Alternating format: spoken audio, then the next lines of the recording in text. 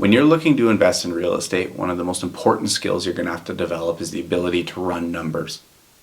Even if you ultimately rely on another professional to do it, you always want to have the ability to do it yourself to double check. Part of that is knowing what variables you care about. When you're looking at investment property, are you using vacancy? Is the vacancy fair for that market, fair for that property type, fair for that asset class or tenant profile? What maintenance are you using? Are you budgeting for property management? Are there any fees associated with the property management, like tenant placement, you should be aware of? What utility costs are you running? Are the utilities paid for by the tenant or you as the landlord?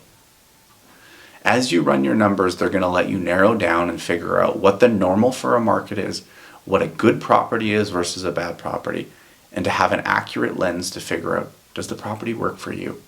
Another little trick for running numbers that I suggest is something called ghost ads.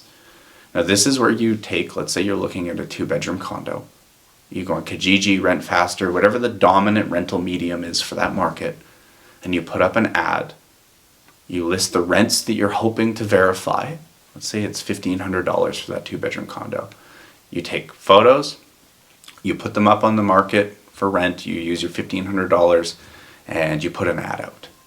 You gauge the amount of responses you get for that unit, and if there's a very overwhelming response, your rents might be a little bit low, and maybe it's worth creeping them up to see where the fair value in the market is. If you get no or very little responses, then maybe you're high and you need to go question the rental numbers you're using. Now we want to be fair to tenants as well, people reaching out. So my advice is that you create a waiting list for these people wanting to rent. And you say, hey, I'm a little bit delayed on getting the property I was looking at, but if I end up having a unit available that looks like this for this rent, would you be interested?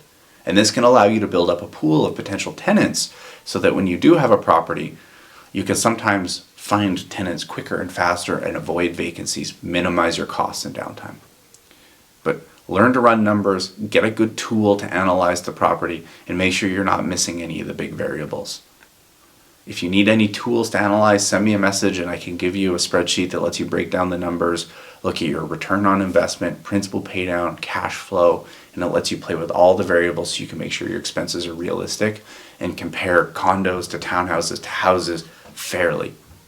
Because you can't just look at the raw numbers, you need to actually look at what it's going to do for your portfolio. So if you need any help, just send me a message.